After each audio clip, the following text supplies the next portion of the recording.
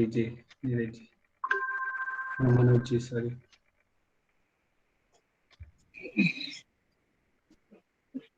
जी sir. सभी लोग अपनी कमर गर्दन सीधा करके बैठेंगे, किसी भी ध्यानात्मक आसन में बैठेंगे, हाथों को ज्ञान मुद्रा में रखेंगे, लंबा गहरा श्वास लेंगे 2 से 3 बार। ओम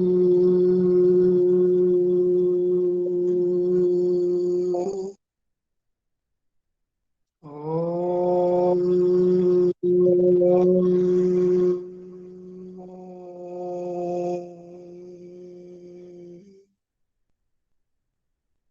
ओम।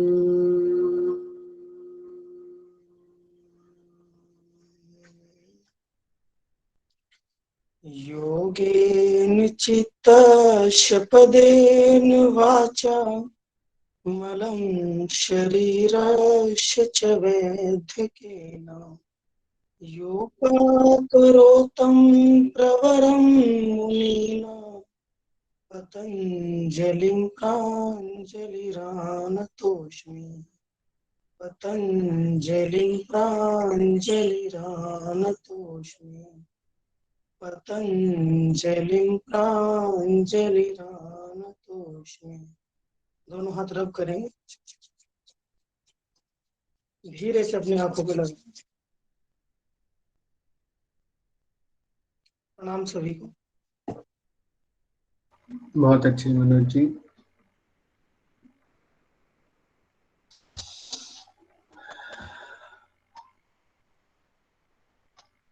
लक्ष्मी मैम, आप अपना ना कैमरा म्यूट कर लीजिए, कैमरा बंद कर लीजिए। अब हाँ, अब ठीक है। एक्चुअली फिर फोकस नहीं कर पाएंगे लोग, आपको ही देखते रहेंगे। चलिए, हम लोग योग दर्शन का महत्वपूर्ण ग्रंथ पातंजलि योग सूत्र पढ़ रहे हैं और पातंजलि योग सूत्र का पहला चैप्टर चल रहा है। ठीक है, मेरी स्क्रीन आप लोगों को प्रेजेंट होती हुई विजिबल हो रही है?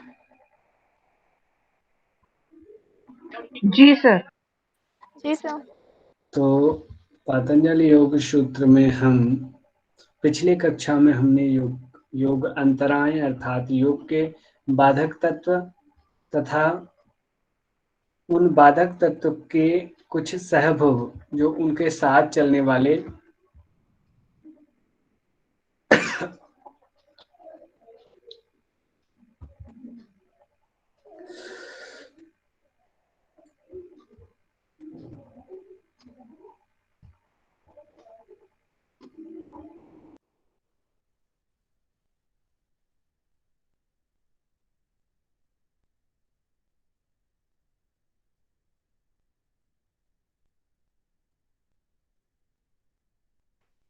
विक्षेप सहभोग को देखा था हमने, तो जिसमें कि जो योग अंतराएं थी उनकी संख्या 5 थी और जो विक्षेप सहभोग थे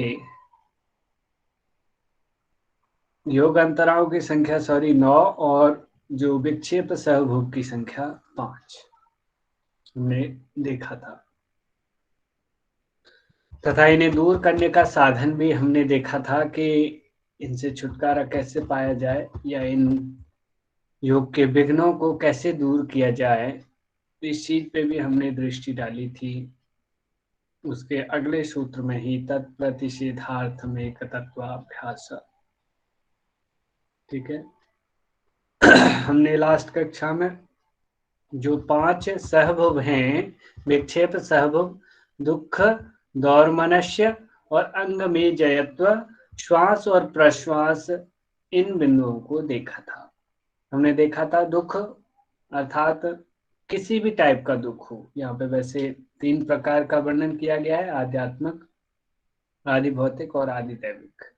इनमें से कोई सा भी यदि कष्ट होता है, हमें दुख होता है, तो वो भी योग मार्ग में बाधा उत्पन्न करेगा या विघ्न का कार्य करेगा। दौर्मनस्य जो था वो मेंटल वो स्थिति थी मन की कि जब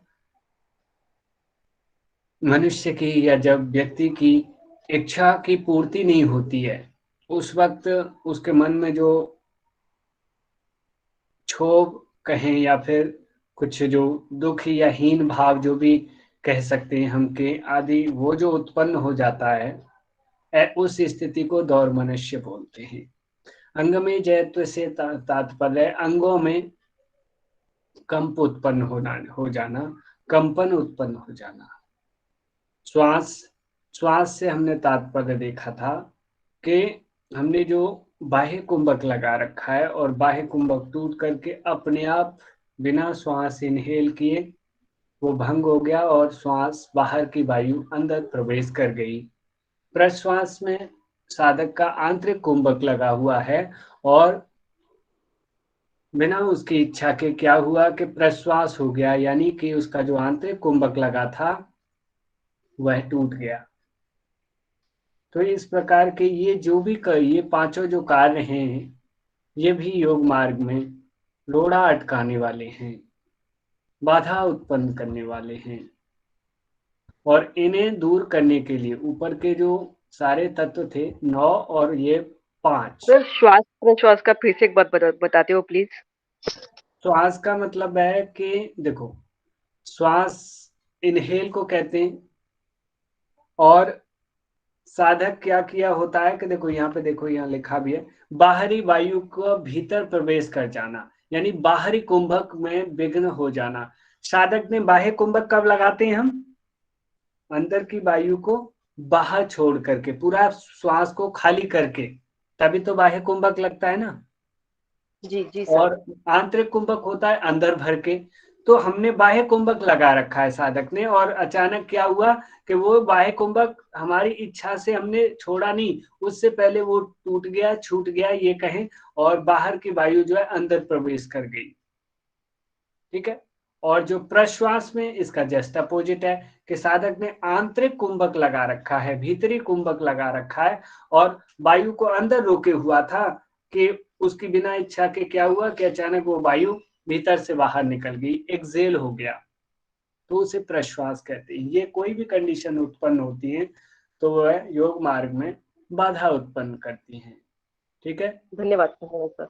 और इन्हें दूर करने के लिए साधन बताया कि एक तत्व का अभ्यास, तत्प्रतिषेधार्थम एक तत्वाभ्यास, एक तत्व का अभ्यास करें। ऊपर ईश्वर प्रणिधान की तो बात कही ही थी, उसके साथ साथ यहाँ बताया गया है कि कोई भी एक वस्तु पे आप मन को सेटअप कर लें कि मुझे इस चीज का ध्यान करना है, इस चीज का अभ्यास करना है। उसमें कुछ भी हो सकता है, दीपक की लौ भी हो सकती है, सूर्य चंद्रमा गुरु माता पिता कुछ भी हो सकता है। आप किसी को भी अपना ध्येय बना करके उस पर अभ्यास करना शुरू करेंगे तो ये जो ऊपर के योग मार्ग की जो बाधाएं थी वो दूर हो जाएंगी और दूर होने लग जाएंगी। ठीक है। लास्ट कक्षा में हमने यहाँ तक देखा था, यानी कि योग के बाधक तत्व। आज हम योग के साधक तत्वों की चर्चा करने वाले हैं। तो योग के साधक तत्व यानी कि जिन्हें चित्त प्रसाधन भी कहा जाता है, इनका दूसरा नाम चित्त प्रसाधन, यानी चित्त को स्वच्छ करने वाले, चित्त को प्रसन्न करने वाले वे साधन जो चित्त को प्रसन्न करें, चित्त को शुद्ध करें, स्वच्छ करें, निर्मल करें। भाई चित्त स्वच्छ होगा, निर्मल होगा, तभी वह प्रसन्न भी होगा। जब कूड़ा कचरा और दुनिया भर की टेंशनें तनाव भरे होंगे तो उसका चित्त क्या प्रसन्न होगा? नहीं होगा ना। तो यहाँ इसको देखिए, आप देखिए खुद, ये यहाँ से लेकर के जो चित्त प्रसादन के लगातार पूरे नियम 33 से लेकर के 34, फिर यहाँ नेक्स्ट वन 35 और 36, 37 और फिर 38 में भी वही चित्त प्रसादन का नियम, और फिर 39 तक उनके साधन ही साधन बताए। फिर 40 में जाकर के इसका परिणाम बता दिया कि और क्या स्थिति हो जाएगी यदि ये सब हमें प्राप्त हो गया या हमने अपना चित्त प्रसादन कर लिया तो उसका क्या होगा। तो मुख्य रूप से 33 से 39 तक आप समझ सकते हैं कि हमें लगातार क्या बताया है, चित्त प्रसादन के साधन बताए गए हैं या उपाय बताए गए हैं, किन किन से हमारा चित्त प्रसन्न हो सकता है या चित्त की शुद्धि की जा सकती है, आप ऐसे समझ लें। या ये कहें हम कि किन किन साधनों को फॉलो करके हम योग साधना में हमें वे साधन सहायक हो सकते हैं, साधक हो सकते हैं। जैसे साधक वादक हठ योग में भी पढ़े थे हमने, जो साधक थे यानी कि जो हमें योग मार्ग में आगे बढ़ने के लिए प्रोत्साहित करें, खुशी करें और आगे बढ़ने के लिए पुश करें कि चलिए आप आगे बढ़ो। एक होता है जो इससे पहले थे वो टांग खिंचाई करने वाले थे, नीचे खींचने वाले थे। अब ये जो साधन है ये आपको ऊपर उठाने वाले होंगे। जैसे आप किसी चढ़ाई पे चढ़ रहे हो, कोई व्यक्ति हमारा साथी नीचे से सहारा देता है तो हम और इजीली चढ़ना शुरू कर देते हैं। अब किसी चढ़ाई पे चढ़ना चाह रहे हो और कोई व्यक्ति पैर खींचता है आपका तो क्या करते हैं, हम सीधे नीचे गिर जाते हैं या वहीं पे ज्यादा से ज्यादा टाइट पकड़ लेंगे तो वहीं रुके रहेंगे, नहीं तो नीचे गिरेंगे। लेकिन इसमें अब ये वे साधन हैं जो हमें ऊपर की तरफ पुश करेंगे, आध्यात्म की तरफ ऊर्ध्वगामी करेंगे हमारे चित्त को। ठीक है, तो वे कौन से साधन है, सबसे पहले बताया जा रहा है मैत्री करुणा मुदितोपेक्षाणाम सुख दुख पुण्य पुण्य विषयाणाम भावनातश्चित्त प्रसादनम। ऐसी भावना करने से क्या होगा, चित्त प्रसन्न हो जाएगा, चित्त की शुद्धि हो जाएगी। कैसी भावना करने से, मैत्री, किसके साथ, मैत्री से तात्पर्य होता है मित्रता का भाव, फ्रेंडशिप कहें हम, मैत्री भाव, सखा भाव, मित्रता का भाव किसके साथ करना है, हम मित्रता का भाव किस व्यक्ति के साथ रखें। तो यहाँ पे जो है ना आप लोग ऐसे रिलेट करते जाएंगे। एक मिनट में पेन ले लूं, आपको सीधा जो रिलेट करना है वो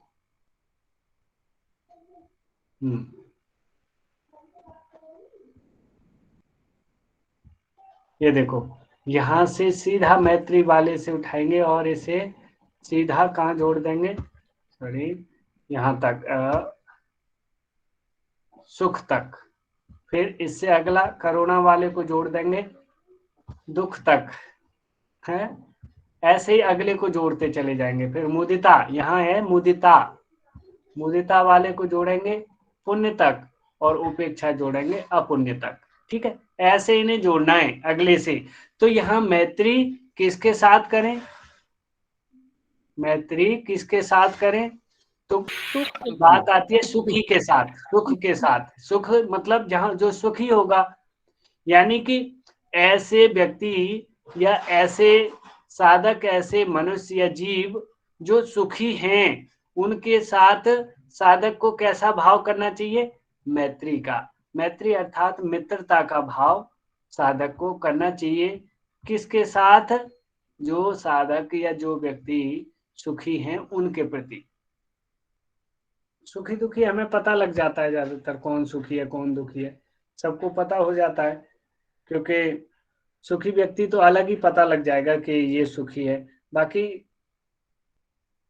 आत्म रूप से सुखी हो व्यक्ति, उसकी प्रसन्नता आपको अलग ही बता देगी कि ये कितना है। तो उसके प्रति, उसके साथ हमें कोशिश करनी है कि हमारा जो भाव रहे मित्रता का भाव रहे, या फिर हम ये कहें कि ऐसे व्यक्तियों को हम मित्र बनाने की कोशिश करें जो सुखी हैं। क्योंकि कहते हैं ना, जैसी संगत बैठिए वैसा ही फल दीन। यदि आप दुख रोने वाले के पास बैठोगे तो कुछ समय बाद हमारी भी मेंटेलिटी ऐसी बन जाती है कि हम भी दुखी रोना शुरू लग जाते हैं। और जो व्यक्ति खुशी होते हैं, उन खुशियों के पास जब उनके साथ हम सोसाइटी बनाते हैं अपनी, उनकी संगति करते हैं, तो क्या होता है कि हम भी, हमारे भी जो कष्ट आते हैं ना थोड़े बहुत दिमाग पे, वो भी दूर हो जाते हैं, खुशी खुशी दिखने लग जाएगी। इसीलिए कहा गया है ना, सूरज की धूप में जो कोई भी बैठता है तो क्या हमें ताप मिलता है, ऊष्मा मिलती है। तो जैसे के साथ बैठेंगे वैसी ही मेंटेलिटी हमारी होना शुरू हो जाएगी, होने लग जाएगी। तो मैत्री हमें करनी है सुखी व्यक्तियों के साथ, या उनके प्रति मैत्री भाव करना है। या तो मित्रता करें, नहीं तो हमें भाव रखना है, मित्रता करना है कुल मिलाकर के, और भाव रखना है कि हम सुखी व्यक्तियों से मित्रता करेंगे या मित्रता करनी चाहिए हमें, ये हमें पता होना चाहिए। हम कहीं उल्टा कर दें कि दुखी व्यक्ति के साथ मित्रता कर लें, कोई वो बेचारा खुद ही अपने दुखी है, अब उसके साथ मित्रता करेंगे तब तो वो दुखी दुख कोई बांटेगा ना। तो बात आती है कि दुखी, अब करुणा किसके साथ करें, ये क्लियर हो गया ना। मैत्री मित्रता किसके साथ, जो सुखी है, ठीक है। अब करुणा किसके साथ करनी, करुणा से मतलब होता है दया, एम्पैथी बोलते हैं शायद, इसे इंग्लिश वर्ड एम्पैथी है, एम्पैथी दया। दया किसके साथ करें, सहानुभूति, एम्पैथी का मतलब सहानुभूति, हाँ ठीक है। करुणा या दया किसके साथ करनी है, किसके प्रति करनी है हमें, तो दुखी व्यक्ति के प्रति। जितने भी जो भी लोग दुखी हैं उनके प्रति हमें क्या अपना भाव रखना है, करुणा का। हम उन लोगों पे दया करें, उन लोगों पे करुणा करें, ठीक है। ये बिंदु भी क्लियर हो गया। यानी सुखी के साथ मित्रता करनी है, दुखी के साथ करुणा करनी है, यानी दया करनी है। अब मुदिता, मुदिता किसे कहते हैं, अब आती है बात मुदिता मुदिता किसके साथ करें। तो बात आती है कि मुदिता करनी है प्रसन्न व्यक्तियों के साथ या पुण्य आत्माओं के साथ। देखो यहाँ पे कहा है ना, पुण्य आत्मा पुरुष में प्रसन्नता की भावना करने से। मुदिता का मतलब होता है प्रसन्न होना, यानी हम उन्हें देख करके प्रसन्न हों। किसे देख के प्रसन्न होंगे हम, जो पुण्य आत्माएं हैं, जो भी जीव पुण्य कार्य करते हैं, परोपकार कार्य करते हैं, निष्कर्म करते हैं, ऐसे व्यक्तियों के प्रति हमें मुदिता मतलब प्रसन्न होना है, उनके प्रति मुदित होना है, प्रसन्न होना है, उन्हें देख करके, उनसे मिल करके, ठीक है। ये बिंदु क्लियर हो गया होगा। अब बात आती है उपेक्षा, लास्ट वर्ड आता है यहाँ पे उपेक्षा। तो उपेक्षा किसके साथ करनी है, जो अपुण्य आत्माएं हैं, जो भी पाप कर्म करने वाले लोग हैं, जितने भी जो अन्यायपूर्ण कार्य करते हैं, उनका समय हमें उनका उपेक्षा करनी चाहिए। उपेक्षा से मतलब है उन्हें हमें इग्नोर करना चाहिए, अनदेखा करना चाहिए, यानी जिससे हम कुछ गलत प्राप्त ना कर लें। इसलिए ऐसों को कभी समझाने की कोशिश की ना, जैसे कुछ होता है ना कि कोई गलत कर रहा है, कोई पाप मार्ग पे चल रहा है, आप उसे समझाने गए ना, और अपुण्य आत्माएं है, अपुण्य प्राणी है कोई, और उसे हम समझाने की कोशिश करने लगे तो उल्टा हमें ही उसका नुकसान भोगना पड़ जाएगा। तो ऐसों को कहते हैं कि वो उससे अपने आप को अलग कर ले, दूर हो जाए खुद, और उसकी उपेक्षा कर दें, उसे इग्नोर कर दें, ठीक है। तो ये काम चारों यदि किए जाएंगे इन चारों प्रकार के व्यक्तियों के साथ, तो साधक का चित्त प्रसन्न होगा, शुद्ध होगा, ठीक है। तो ये बिंदु सभी को क्लियर हो गए ये वाले, इनमें किसी को कोई समस्या नहीं है, आगे बढ़े। सर उपेक्षा एक बार और बता दीजिए। उपेक्षा का मतलब होता है कि किसी को इग्नोर करना। इग्नोर किसे करेंगे, कुछ लोग, जैसे तुम्हें लगता है ना, जैसे हम किसी को उपदेश दे रहे हैं, मैं अभी आपको समझा रहा हूं, आप समझ रहे हो, सुनने को राजी हो, तब तो मैं समझा रहा हूं। अब आप में से कोई व्यक्ति एक आध ऐसा हो कि जो सुनने को ही राजी ना हो, या जो अपने आपको बदलने को ही राजी ना हो, तब फिर क्या करना चाहिए। तो वहां कह रहे हैं कि ऐसे व्यक्तियों की उपेक्षा कर देनी चाहिए, ऐसे व्यक्तियों को इग्नोर कर देना चाहिए, ठीक है। जी सर उपेक्षा का तो वो है बुराई करना। उपेक्षा करना। बुराई हमें नहीं करनी, बुराई नहीं करनी। उपेक्षा का मतलब है कि हम उसको उस पे ध्यान ना दें, या ऐसे व्यक्तियों को समझाने की फिर कोशिश ना करें। उन्हें कहते हैं ना, चलो छोड़ो, इग्नोर कर दिया, यानी वो होगा नहीं सुन रहा, नहीं समझने को राजी, चल तू मत समझ। क्योंकि क्लास में जब हम होते हैं तो कुछ बच्चे ऐसे अपुण्य आत्मा होते हैं कि वो, उन्हें कितना भी प्यार से समझा लो, आप कुछ भी कर लो, उन्हें शोर मचाना ही है तो मचाना ही है, उन्हें दूसरे बच्चों को डिस्टर्ब करना ही है तो करना ही है। तो वहां पे क्या है, उनका समाधान किया जाता है। और कभी कभी वो तुम्हें परेशान कर रहा है या तुम्हारे लिए कुछ ऐसी बात कर दे रहा है, तो कुछ समय के लिए कभी कभी उसके लिए उपेक्षा करनी होती है, इग्नोर कर देना होता है। क्योंकि हर एक, देखो, बच्चे की हर एक कमी को भी हम पकड़ने लग गए ना, छोटी छोटी को बार बार उसे टंच करते गए, बार बार उसे छेड़ते गए, तो ये भी सही नहीं होता। कभी कभी अनदेखा भी करना पड़ता है।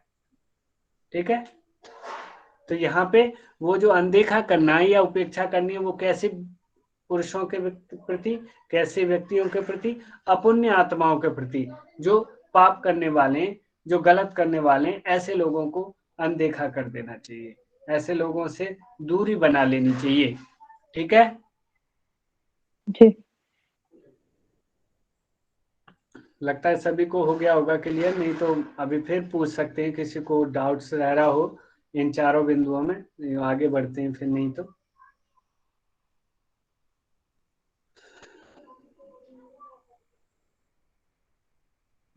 अब अगला जो बिंदु है, अब ये तो हो गया, ठीक है। अब कहते हैं प्रच्छदन विधारणाभ्याम व प्राणस्य। वो ऊपर वाले साधन तो 4 थे ही, मैत्री, करुणा, मुदिता और उपेक्षा वाले। अब और साधन बता दे रहे हैं, कह रहे दूसरा उपाय। दूसरा उपाय क्या है? प्रच्छदन विधारणाभ्याम व प्राणस्य। वा का मतलब होता है अथवा, मतलब ये भी है। कौन सा? प्राण वायु को बारंबार बाहर निकालना और उसे रोकना, यानी कि एक प्रकार का बाहर निकाल दिया और उसको रोक दिया, बाह्य कुंभक करना। श्वास का अभ्यास है, प्राणायाम कह सकते हो आप ये, प्राणायाम। और प्राणायाम में भी कुंभक का अभ्यास। यदि आप ये भी करोगे, चित्त को शुद्ध करने के लिए, चित्त को खुश करने के लिए, कभी कभी आप फील करके देखना कि जब कभी भी हम बहुत ज्यादा गुस्से में होते हैं ना, तो कुछ देर आप अपनी श्वास को रोक लो और श्वास को भर के या बाहर निकाल के थोड़ी देर होल्ड करे रखो। देखो कि धीमे धीमे जो गुस्सा है वो कूल डाउन होने लग जाता है, वो कम हो जाता है। तो ये जो बाह्य कुंभक का अभ्यास यहाँ बता रहे हैं, सीधा महर्षि बता रहे हैं कि यदि आप बाह्य कुंभक का अभ्यास भी करोगे तो भी चित्त प्रसन्न हो जाएगा, चित्त की शुद्धि होगी। ठीक है, तो ये दूसरा साधन बता दिया।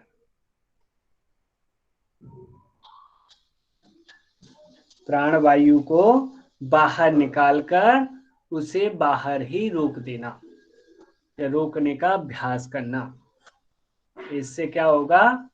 चित्त शुद्ध होगा, प्रसन्न होगा। ये भी एक प्रकार का चित्त प्रसादन का उपाय है। सर ये बाह्य कुंभक आएगा का फिर? बाह्य कुंभक, बिल्कुल।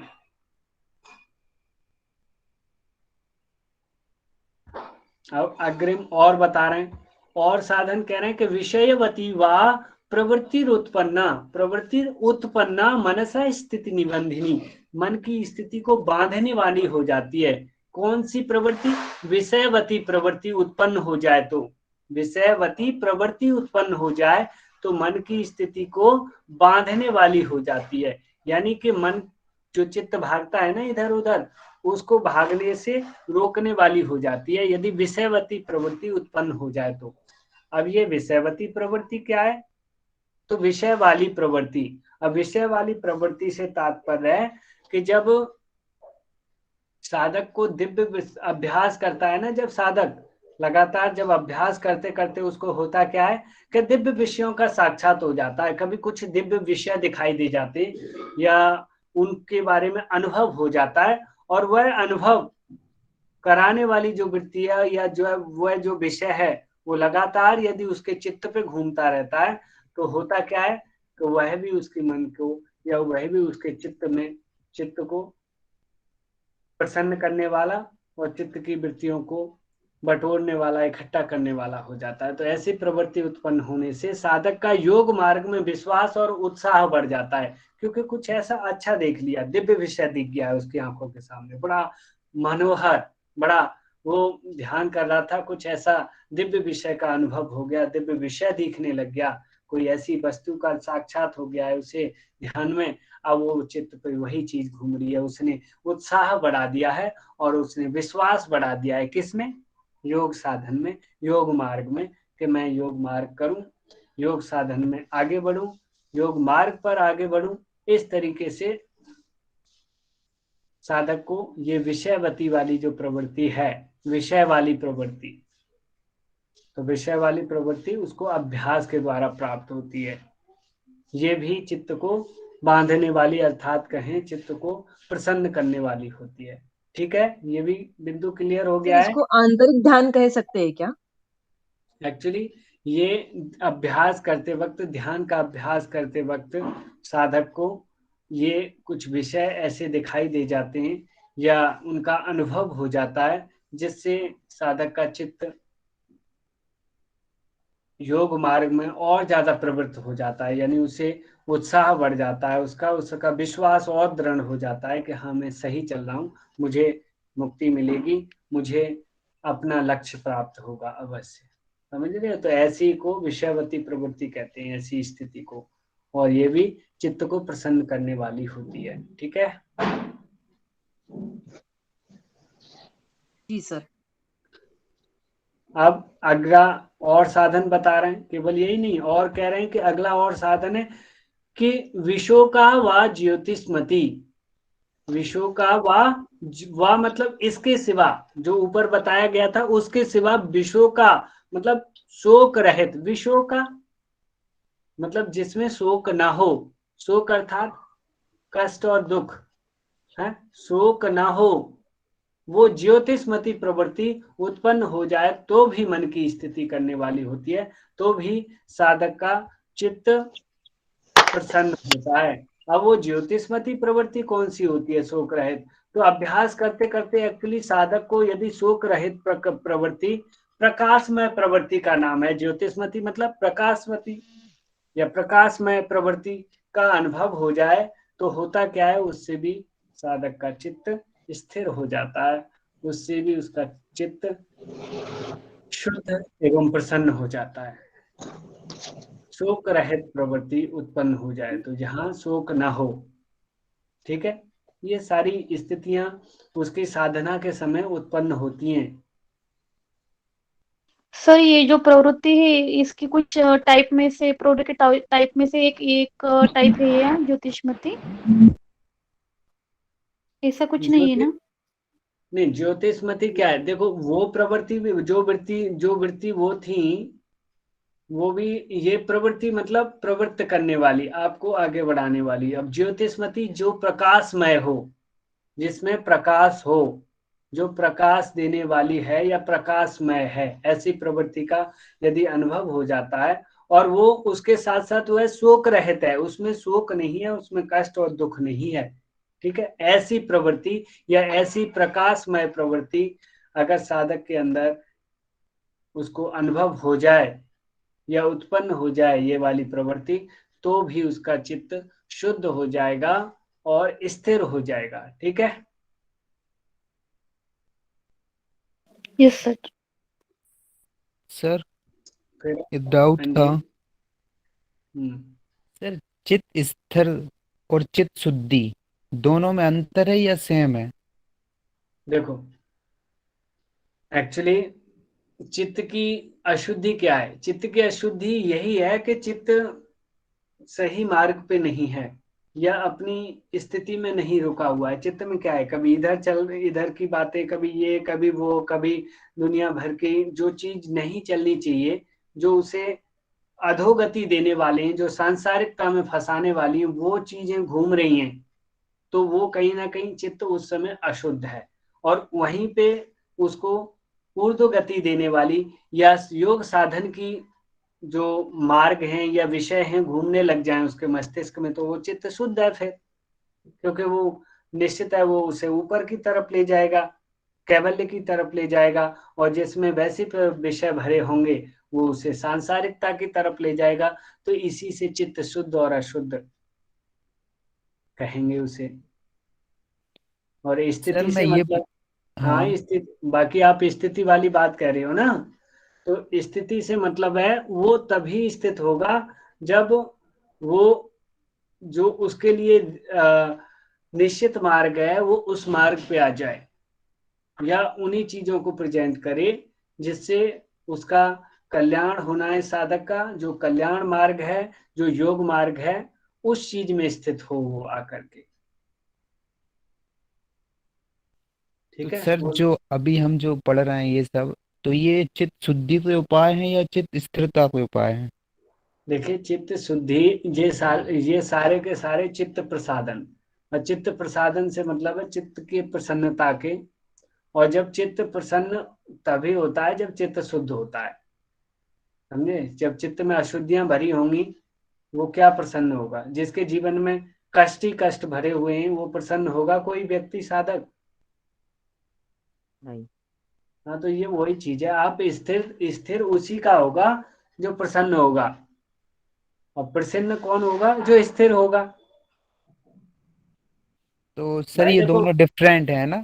ये एक दूसरे के पर्याय हैं, क्योंकि हम कह सकते हैं भगवत गीता में भी कहा गया है ना कि मतलब अ, जो सुख और दुख को दोनों को समान समझेगा, ऐसी स्थिति में ऐसा ही सर सुखी व्यक्ति इसमें होगा। जो आपने बताया ना अभी, प्रच्छरधन्य विधारणाभ्याम प्राणश, इसके ऊपर एक हम्म। लाइन लिखी है चित्त शुद्धि का दूसरा उपाय। हम्म। और सर हाँ। अब जो आने वाला है वीतराग विषयम चित्तम, उससे पहले हाँ, लिखा है चित्त स्थिरता का अन्य उपाय। तो सर इसलिए थोड़ा सा कंफ्यूज हो रहा था मैं। नहीं, स्थिरता और आप जो है ना शुद्धि लगभग एक ही चीज समझो, क्योंकि चित्त स्थिर भी उसी का होगा जिसका शुद्ध होगा, और चित्त जिसका शुद्ध होगा स्थिर उसी का होगा। तो सर फिर इसमें डिफरेंट क्यों दिया, अलग क्यों चित्त लिखा में है अगर इसमें? पाप, सर चित्त में अगर पाप होगा तो वो स्थिर ही कैसे होगा वो ना, स्थिर जैसे ही कि नहीं हो शुद्ध पाएगा, शुद्ध ही वो होगा। स्थिर ही नहीं हो पाएगा, और स्थिर नहीं होगा तो वो प्रसन्न भी नहीं होगा। तो ये एक तो, दूसरे से जुड़े हुए हैं, कंफ्यूज होने की वो जरूरत नहीं है, आप सिर्फ इतना तो सर समझो। फिर इसमें डिफरेंट क्यों लिखा है? अब ऐसा लिखने के लिए, अब देखो एक एक चीज का अलग अलग कई वर्ड्स होते हैं ना उसके, समानार्थी वर्ड, सर कुछ इसमें दूसरा पहले वर्ड लिखा है चित्त शुद्धि का उपाय, फिर लिखा है चित्त स्थिरता का उपाय। तो ये सेम ही होना चाहिए था ना सर लिखा। कोई बात नहीं, ऐसी कोई बात नहीं यहाँ वो पे। ऊपर अब लिख के भूल गया, उसके बाद नीचे दूसरा शब्द लिख दिया दिमाग में, मतलब एक ही है। सर ये हाँ अब यही जैसे लिखा है चित्त ये देखो शुद्धि का चित्त दूसरा शुद्धि उपाय। का, हाँ तो हाँ ये चित्त शुद्धि हो रही है। अब आप यहाँ की कह रहे हो, यहाँ ये जो बोल दिया आपने अगले सूत्र में, ये वाला ये वाला, सॉरी, विशोकावा ज्योतिष्मति, इसके सर ये बाद की सर, कह रहे हैं। हाँ, वीतराग वाली में। हाँ सर इसमें ये इसी प्रकार चित्त का लिख स्थिरता दिया। का अन्य उपाय। तो इसमें सर कुंज ये बात बिहारी, समझ में नहीं आ रही, अगर कुंज दोनों बिहारी जी, सेम है तो फिर। आप टेंशन मत लीजिए, इस चीज को आप सेम ही समझिए, ठीक है। यहाँ सर ये दूसरा पेपर में शब्द, भी आया हुआ क्वेश्चन था कि चित्त शुद्धि अच्छा का उपाय कौन सा है, और इनमें सारे ऑप्शन थे, बट जो प्रचरधन विदारण अभ्याम व प्राणा से वो राइट आंसर था। तो सर अच्छा, इसलिए पूछ रहा हूँ मैं। हाँ वो स्थिरता वाला बताया गया था। हाँ सर। अच्छा, बाकी मतलब तीन ऑप्शन वैसे थे चित्त शुद्धि वाले, और ये स्थिरता के लिए प्रयोग किया गया था। हाँ सर, तो उसका राइट आंसर यही था, प्रचरधन्य विधारण अभ्याम व प्राणस चित्त शुद्धि का वैसे उपाय। वैसे वैसे पता है क्या है कुंज बिहारी जी, एक्चुअली जी ये जैसे ये जो सूत्र इंडिकेट कर रहा है, ये अगले वाले सूत्र के लिए इंडिकेट कर रहा है कि यहाँ के लिए अब स्थिरता का अन्य उपाय बताते हैं। तो ये वीतराग वाला बता दिया, और हाँ सर। फिर अगला जो है स्थिरता के लिए ये वाला, और भी अन्य उपाय ये वाला बता रहे हैं। तो अब ये तो फिर यहाँ तक ऊपर तक तो शुद्धि वाले हो गए, और नीचे अब जो है स्थिरता वाले चल रहे हैं। हाँ तो सर यही तो तो आप पूछा। ऐसे समझ सकते हो कि जब आप चित्त की शुद्धि हो जाएगी तो फिर चित्त स्थिर होने लग जाएगा। तो शुरू के कुछ सूत्रों में चित्त मैत्री करना हाँ वाले सर। में शुद्ध हुआ, और फिर अगले में शुद्ध हुआ, और फिर आकर के अब जो है स्थिर होने लग रहा है। हाँ तो सर बस यही पूछना चाह रहा था, आप बोल रहे हैं ना ये दोनों सेम है तो इसलिए सर। ऐसे समझ लीजिए। बाकी और ये सर निश्चित है मैसेज कि में भी आ जिसका रहा था। जिसका शुद्ध होगा उसी का स्थिर होगा, और जिसका चित्त स्थिर होगा वही शुद्ध होगा। ये एक दूसरे के कंप्लीमेंट्री भी हैं। ठीक है। जी सर, सर समझ पाया, बट वो उसी में हो रहा था, ये दोनों सेम नहीं है। नहीं नहीं, वो ठीक है, कोई बात नहीं। ये चीज तो जी हम लोगों ने सर हम्म हाँ, ये 35 नंबर का जो श्लोक है ना और 36 नंबर का, तो ये दोनों में भी तो यहाँ पे कैसे दिव्य दृष्टि का वस्तु का ज्ञान होता है हमको जब हम ध्यान की अवस्था में जाते हैं। तो यहाँ हाँ, पे 36 में आपने जैसे बताया कि प्रकाशमय हो जाता है। तो जब जैसे विराट रूप का दर्शन हुआ भगवान श्री कृष्ण का, तो तभी वो दिव्य भी था ना, दिव्य ही था और उसमें प्रकाशमय भी दिखा। तो ये दोनों भी तो एक ही होते हैं ना, ये थोड़ा कंफ्यूजन हो रहा था मुझे 35 और 36 में। देखो तो दिव्य दृष्टि कोई भी दिखेगी तो प्रकाशमान ही रहेगी ना वो। यहाँ पे बात कही है कि वो प्रकाशमय भी हो और उसके साथ साथ शोक रहित हो। वहां शोक भी ना हो और वह प्रकाशमय भी हो, जिसमें प्रकाश भरा हो। ऐसी प्रवृत्ति जो है आपके चित्त को स्थिर करेगी, या चित्त की स्थिति करने वाली होगी, चित्त को रोकने स्थिर करने वाली होगी, इधर उधर भागने से रोकेगी। और ऊपर वाले में विषयवती, और विषयवती दिव्य विषयों का अनुभव करने वाली वृत्ति, यानी जिसमें आपको दिव्य विषय, कुछ भी दिव्य विषय देख सकते हैं, उनका अनुभव करने वाली जो वृत्ति है, विषयवती प्रवृत्ति है। ऐसी प्रवृत्ति उत्पन्न होने से साधक का योग मार्ग में और विश्वास बढ़ जाता है, यानी वो और सुदृढ़ हो जाएगा, जिससे कि वो और विश्वास से उसे फॉलो करेगा। ठीक है। सर तो अर्जुन को दिव्य दृष्टि प्राप्त हुई थी ना सर, क्योंकि उनके वो तो शोक में भी थे ना, दुख में वो भी तो दिव्य थे। दृष्टि अलग चीज है। ये दिव्य विषयों का कोई ऐसे विषय जो कि दिव्य हैं, जिनसे मन प्रसन्न होता है। जैसे आप और हमारा कुछ ना कुछ ऐसा, हर एक साधक का, हर व्यक्ति का ये रहता है कि कोई चीज मन पे आई, चित्त पे, जिसे देख करके या जिसे सुन करके, जिसे महसूस करके, जिसे खा करके, या कुछ भी और ऐसी चीज जिसके बारे में सोच करके हमारा मन बड़ा खुश हो जाता है नहीं? तो ऐसे उसको दिव्य विषय कहते हैं। दिव्य से और तात्पर्य के जो कुछ दैवीय हो, दैवीय अर्थात देवताओं आदि से जुड़ी हुई कोई ऐसी प्रवृत्ति का अनुभव हो जाए, या वो दिखने लग जाए या दिख जाए, तो भी हमारे योग मार्ग में, देखो जैसे जैसे एक्चुअली आप ये ऐसा समझिए कि आप किसी ऐसे सुमसाम अकेले रास्ते पे जा रहे हैं जिसपे कोई नहीं है, आप अकेले जा रहे हैं, और वहां पे कोई आपका परिचित किसी भी तरीके से आपको दिख जाता है, तो क्या होगा वहां पे? बड़ा ही आपको मतलब मन खुश हो जाएगा उसे देख करके, और विश्वास बढ़ जाएगा उस रास्ते पे चलने के लिए, और उत्साह बढ़ जाएगा आपका कि अब हम और चलते रहेंगे। तो इसी तरीके से ये जो स्थितियां हैं मस्तिष्क की, ये हमें और विश्वास और उत्साह बढ़ाएगी। कब? जब साधक में एक दिव्य विषय का अनुभव करने वाली प्रवृत्ति उत्पन्न हो जाए, या उसका उसे सर ऐसे तो ये विषयवती में ऐसे भी आएगा ना सर कि विषय जो है, जैसे कि सूक्ष्म विषय है, स्पर्श गंध, उसके रिलेटेड प्रवृत्ति आएगी ना इसकी विषयवती। और विषय का मतलब वो विषयों की प्रवृत्ति भी खत्म हो जाएगी, यहाँ पे जो शोक ही नहीं रहेगा। हाँ, अगली वाले में विशोका वाली है, अगली वाली में हाँ, विशोका वाली है, वहां शोक नष्ट हो जाएगा। और विषयवती में विषयों की प्रवृत्ति रहेगी, जैसे हाँ, कि सूक्ष्म यहाँ पे कुछ विषय का दृष्टि दर्शन होगा और उनका अनुभव होगा, लेकिन अगली वाली में जाकर के वो शोक हाँ रहित हो जाएगी। शोक रहित हाँ, होगी। वो शब्द रूप स्पर्श है उनका, वो रहित हो जाएगी वो विषयों का में, है ना। शोक रहित और ज्योतिष्मती हो जाएगी। ऐसी स्थिति जो है फिर आपकी मन की स्थिति करने वाली, या मन को स्थिर करने वाली, चित्त को स्थिर करने वाली हो जाएगी। ठीक है। अब अगला साधन बताते हैं। अगला साधन कह रहे हैं कि बीत राग विषयम वा चित्तम। जहां भी वा यूज होगा मतलब अथवा, तो अथवा इससे क्या मतलब है कि जो वीतराग विषयम व चित्तम, कि वह भी चित्त को स्थिर करेगा। कौन सा? जो वीतराग विषय में, यानी वीतराग को विषय करने वाला।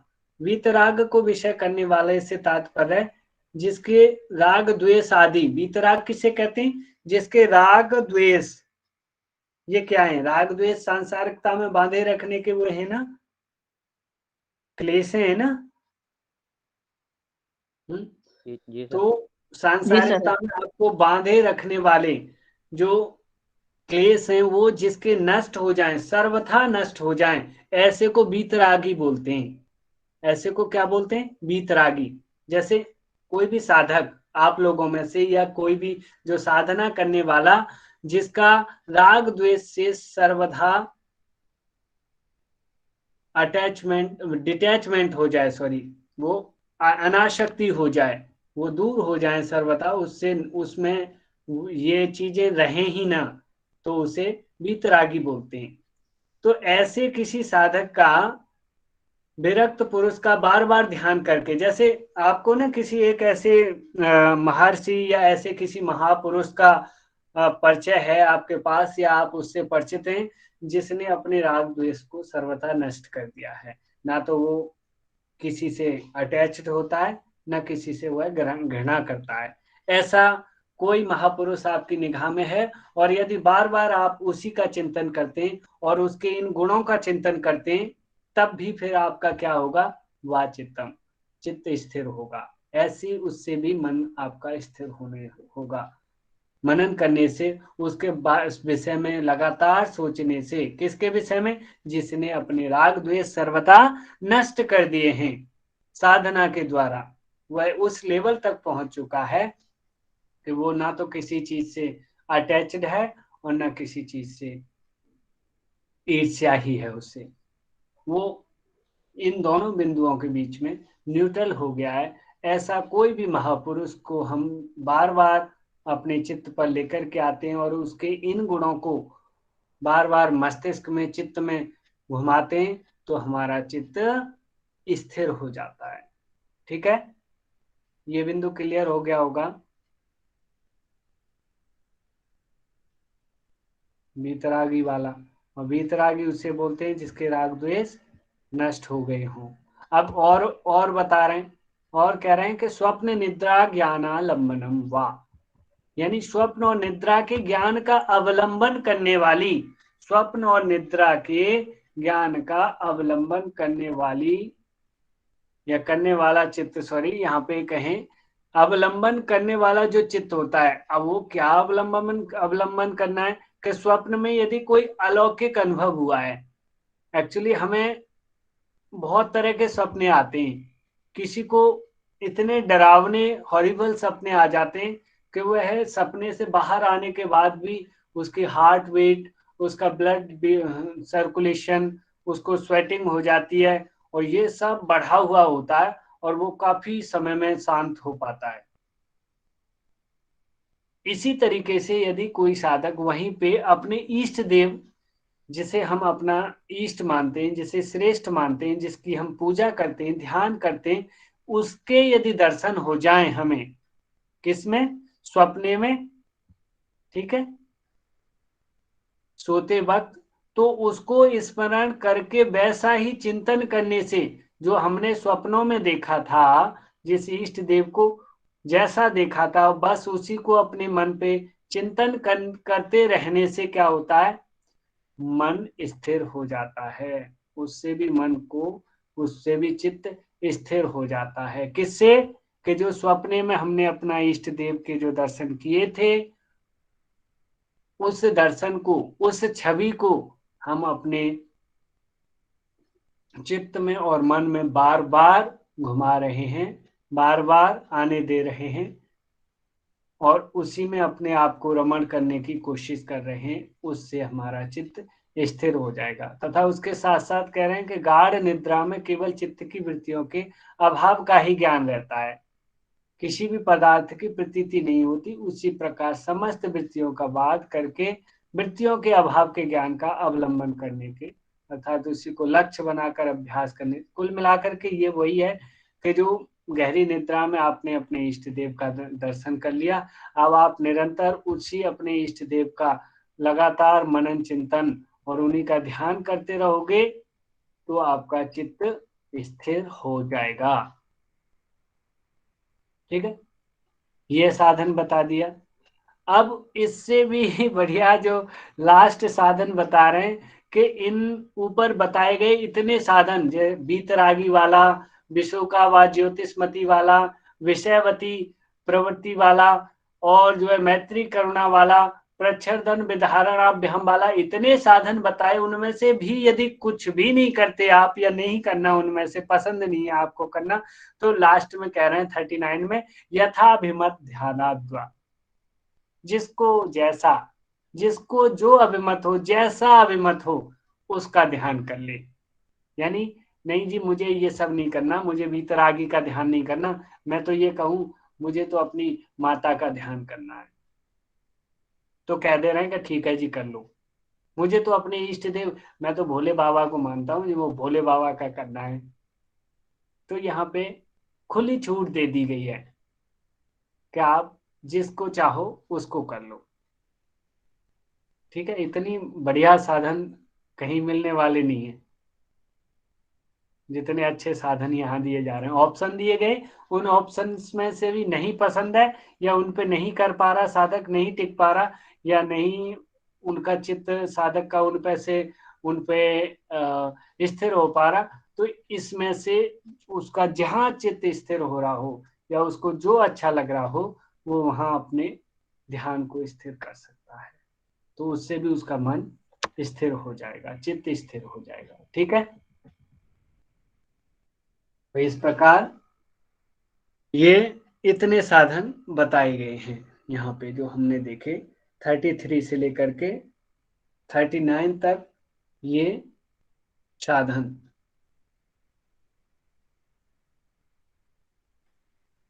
सात साधन बताए। अब बात आती है कि इन साधनों में जो भी फॉलो कर लेगा तो और क्या होगा,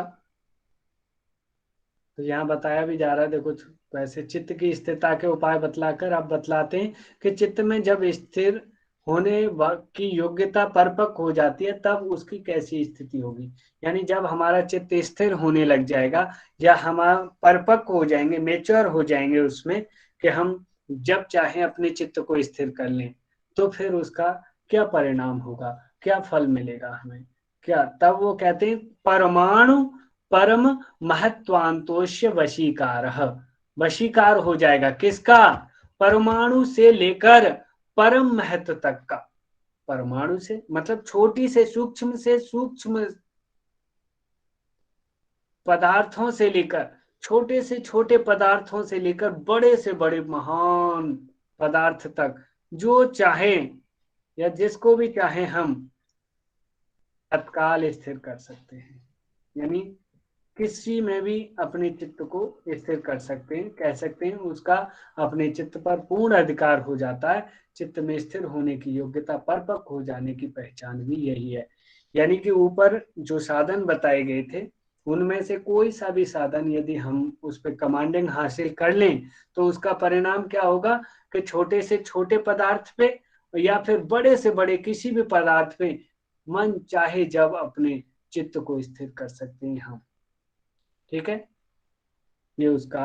सर अभ्यास वैराग से भी हो सकता है चित्त स्थिर? वो तो चित्त की वृत्तियों के लिए है ही है, निरोध के लिए। बाकी देखो यहाँ बहुत सारे साधन बताए गए हैं ना, केवल एक ही नहीं बताया गया कि अभ्यास वैराग्य। अभ्यास वैराग्य तो है ही है, वो तो और ऊपर के लेवल की चीज है। पहले आपका चित्त स्थिर होना जरूरी है, और चित्त स्थिर होगा तब उसकी वृत्तियों का निरोध होगा, तब वह ऊर्ध्वगामी होगा। तो ये चित्त स्थिर के लिए है, वो जो है चित्त की वृत्तियों का पूरा निरोध करके एक प्रकार से अभ्यास और वैराग्य वहां पे पूरी तरीके से कैवल्य की अवस्था को प्राप्त करवाने वाला साधन है कि आपको असंप्रज्ञात समाधि। पर वैराग्य क्या है? असंप्रज्ञात समाधि ही तो है पर वैराग्य। ठीक है, तो ये थोड़ा सा और पहले के साधन है, पर यहाँ बहुत सारे ऑप्शन दिए जा रहे हैं। इतनी बड़ी आजादी, इतनी बड़ी खुली छूट नहीं मिलती, मुझे लगता है कि जितने महर्षि पतंजलि दे रहे हैं। ठीक है। सर फिर भी नहीं हो पाता सर इतनी ये सारी छूट मिलने के बाद भी। यही तो विडम्बना है जी। क्योंकि ये जब तक नहीं होगा कि भगवान ने भगवत गीता में चले जाओ तो वहां क्या कहते हैं, जब तक ईश्वर की दया नहीं होगी, और ये बिरले ही कर पाएंगे, बिरलों के लिए ही है, बिरले मतलब कोई कोई, रियली। और जब ईश्वर की कृपा जिस पर होगी उसके अंदर ये भावना जागृत होगी कि मैं इनमें से किसी पे एक पे कार्य करना शुरू करूं और योग मार्ग में आगे बढ़ूं। और वो जो स्थिति कब उत्पन्न होगी, वो जन्म जन्मांतरों की साधना के बाद वो स्थिति आएगी। कुंज बिहारी जी। जी ऐसे सर। कहा ना सर, श्रेयांशी बहुविज्ञानी। हाँ, तो ये जो है भगवत गीता से सीधा रिलेट करके देखोगे तो बड़ा अच्छा आपको खुद समझ में आने लग जाएगा। ठीक है, तो हमने आज ये योग के साधक तत्वों को समझा और उसके रिजल्ट को समझा कि आखिर उन पे फॉलो कर लिया जाए या किसी पे भी कमांडिंग हासिल कर ली जाए तो उसका फल क्या होगा कि हमारा चित्त ऐसा हो जाएगा, इतना कंट्रोल में हो जाएगा कि जब चाहे साधक छोटे से छोटे, सूक्ष्म से सूक्ष्म और बृहद से बृहद किसी भी पदार्थ में मन चाहे जब तुरंत चित्त को स्थिर कर सकता है। ठीक है, तो इनमें किसी भी प्रकार की कोई समस्या आपको नहीं होनी चाहिए। मुझे लगता है सबको समझ में आगे होंगे ये साधन। तो आप लोग क्वेश्चनिंग के लिए तैयार हैं? मैसेज करिए, टाइम भी हो गया है, थोड़े से क्वेश्चनिंग कर लेते हैं। सर एक क्वेश्चन पूछू क्या प्लीज? जो एक तत्व, हाँ जी। हाँ, जो एक तत्व बताया है ना, तो वो फिर चित्त निर्मल के लिए है या फिर स्थिर के लिए है? ये थोड़ा समझ में नहीं आया। वो एक तत्व अभ्यास। एक तत्व अभ्यास जो है ना, वो जो विक्षेप सहभोग थे ना, दुख और मनस्य, उनको दूर करने के लिए है वो। और योग अंतराएं थी जो 9, उनको दूर करने के लिए, उनसे छुटकारा प्राप्त करने के लिए है एक तत्व का अभ्यास। ठीक ठीक है, ठीक है, धन्यवाद। चलिए शुरू करते हैं तो क्वेश्चनिंग।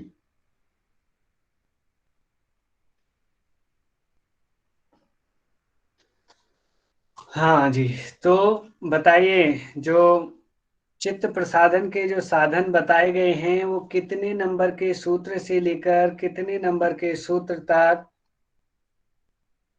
बता वर्णन मिलता है उनका?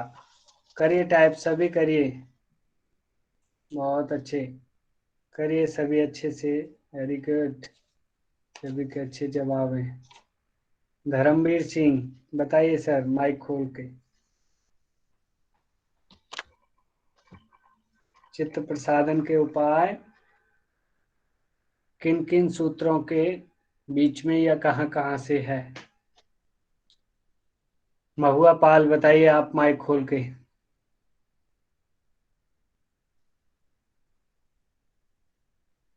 माइक तुरंत खोला करो, यदि कोई दिक्कत, बार बार बोला जाता है ना, ये चीज बिल्कुल गलत रहती है। आयुषी सिंह। सर सूत्र नंबर 33 से लेकर के 39 तक दिया हुआ है इसका डिस्क्रिप्शन। वैसे पूरा देखा जाए अगर रिजल्ट सहित तो हम इसको तो 33 40। से 40 तक मानेंगे। ठीक है, अब आप सभी लोग बताइए, उपेक्षा किस व्यक्ति के साथ करनी चाहिए, कैसे व्यक्तियों के साथ उपेक्षा का भाव करना चाहिए?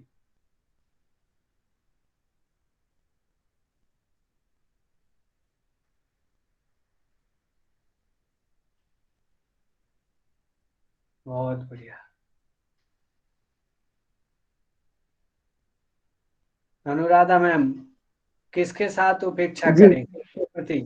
जी जो पुण्य आत्मा है, यानी जो आप पुण्य करने वाली या गलत तरीके बात की जो करने आत्मा वाली रहती आत्मा है, है, बिल्कुल, बहुत बढ़िया, जी, बहुत अच्छा, उनके साथ शिक्षा की भावना करनी चाहिए। Very good. मैत्री किसके साथ करें, मित्रता कैसे व्यक्ति के साथ करें? पुष्पलता, तुषार जी, वेरी गुड, बहुत अच्छे। बताइए कल्याणी सरकार, मैत्री किसके साथ करनी चाहिए? सुखी व्यक्ति जो है उसके साथ मैत्री का भाव रखना चाहिए। बहुत अच्छा, बहुत अच्छा। करुणा, करुणा वर्ड बताइए, टाइप करिए, करुणा किसके प्रति करें? माधवी कुलकर्णी, माधवी कुलकर्णी माइक खोलिए, बताइए करुणा किसके प्रति रखे साधक?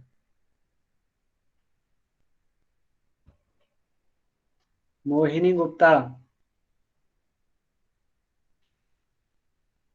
सर दुखी दुखी व्यक्ति। बहुत अच्छे। मुदिता के लिए टाइप करिए, मुदिता किस किस प्रति रखनी चाहिए? मुदिता,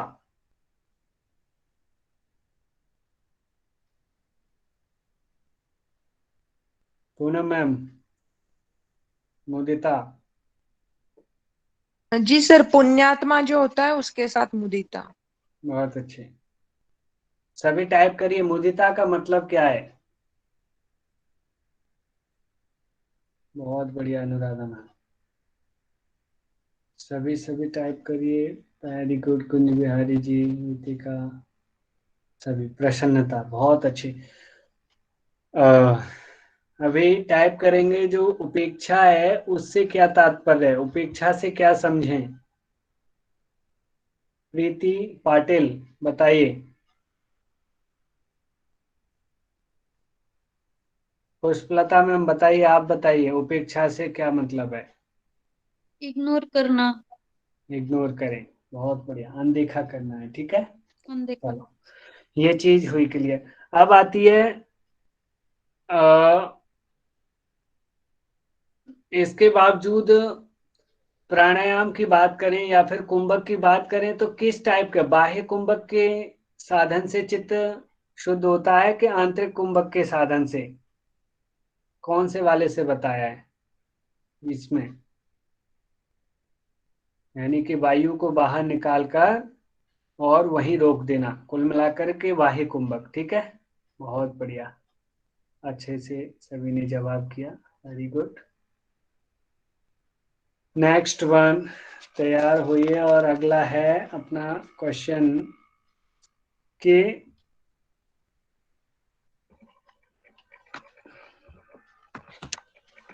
विषयवती प्रवृत्ति, जो विषयवती प्रवृत्ति है उसमें विषयवती से क्या तात्पर्य है? विषय वाली प्रवृत्ति, विषय वाली से क्या मतलब है? बहुत अच्छे Pushpalata ma'am, very good. Rakesh ji, शिखावार का, यानी कि, हाँ चलिए राधिका मैम बताइए विषय वाली से क्या तात्पर्य है? विषयों का चिंतन। विषयों का नहीं, वो भी दिव्य विषयों का चिंतन। यहाँ पे ना दिव्य विषय, कोई ऐसा दिव्य विषय दिखाई दिया या चित्त पे आया उसका चिंतन करना है, ठीक है। उसे जी विषय वाली प्रवृत्ति कहेंगे। जी सर। बहुत बढ़िया। और उसके साथ साथ नेक्स्ट वन है विशोका, विशोका ज्योतिषमती एक प्रवृत्ति है, उसका मतलब क्या है? विशोका का मतलब क्या है? विशोका से क्या समझे? ग्रीफलेसनेस, बहुत अच्छी। प्रमिला मिशेल बताइए।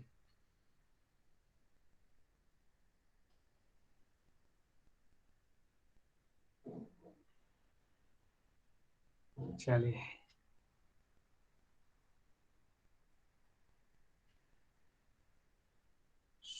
स्वप्न और निद्रा का आलंबन करने वाली प्रवृत्ति से क्या होता है? स्वप्न और निद्रा का आलंबन करने वाली प्रवृत्ति से क्या होता है? चित्त स्थिर, वेरी गुड। सुफिया परवीन, चित्त स्थिर हो जाता है, बहुत अच्छे।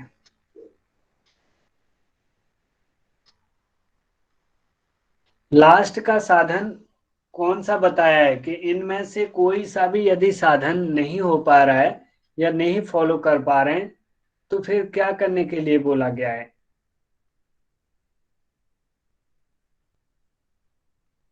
जैसा चाहो उसे बोलते हैं यथा अभिमत, यहाँ वर्ड दिया गया है यथा अभिमत, जिसको जैसा अभिमत हो, जिसको जैसा पसंद हो उस साधन को कर सकते हैं। ठीक है, नेक्स्ट वन। अब इसके परिणाम की बात आती है कि इनमें से यदि किसी भी एक साधन पे कमांडिंग हो जाएगी तो उसका क्या फायदा होगा, क्या साधक क्या कर पाएगा। वशीकार तो होगा आयुषी सिंह, किस चीज का वशीकार होगा, किसी भी देवी देवता का ध्यान, हाँ कह सकते हैं कोई भी। यहाँ पे जो है मुख्य रूप से जो स्पेसिफिक वर्ड दिए गए हैं वो क्या है, वो वाले बताओ आप, किसका वशीकार होगा। प्रेरणा जी माइक खोल के बताओ, किसका वशीकार होगा। हाँ, सूक्ष्म से सूक्ष्म और बड़े से बड़े महात्मा पदार्थ का। पदार्थ का, बिल्कुल सही बात है। यानी कि किसी में भी जब भी साधक चाहेगा छोटे से छोटे या बड़े से बड़े किसी भी पदार्थ में अपने चित्त को स्थिर कर सकता है। ठीक है, तो इस प्रकार हमने ये आज योग साधना के साधक तत्वों को समझा। परमाणु से लेकर परम महत तक, बहुत अच्छी है, सभी टाइप कर रहे हैं। चलिए, सर एग्जाम में यही तक आएगा क्या? कौन एग्जाम से में एग्जाम। कितना आएगा सिलेबस? सिलेबस तो ये तो पूरा कोर्स ही, पूरा ग्रंथ ही लगा हुआ है। नहीं नहीं सर, अभी संडे को। अच्छा, संडे को जो एग्जाम होना है, जितना हो जाएगा उतने में से ही आएगा, उससे एक्स्ट्रा में से नहीं आएगा। ठीक है, ओके सर। हाँ अभी तो कल भी होना है ना। चलिए, तो शांति पाठ के लिए आएंगी प्रतिभा श्रीवास्तव, कल्याण मंत्र पाठ कराइए। सर्वे भवन्तु। प्रतिभा जी, जी सर। हाँ जी कराइए। सभी ध्यानात्मक आसन में बैठ जाएंगे। सर्वे भवन्तु सुखिनः, सर्वे सन्तु निरामयाः, सर्वे भद्राणि पश्यन्तु, मा कश्चित् दुःखभाग् भवेत्। ॐ शान्तिः शान्तिः शान्तिः। दोनों हाथों को आपस में रब करेंगे, चेहरे पर और आंखों पर लगाएंगे, धीरे से आंखों को खोलेंगे।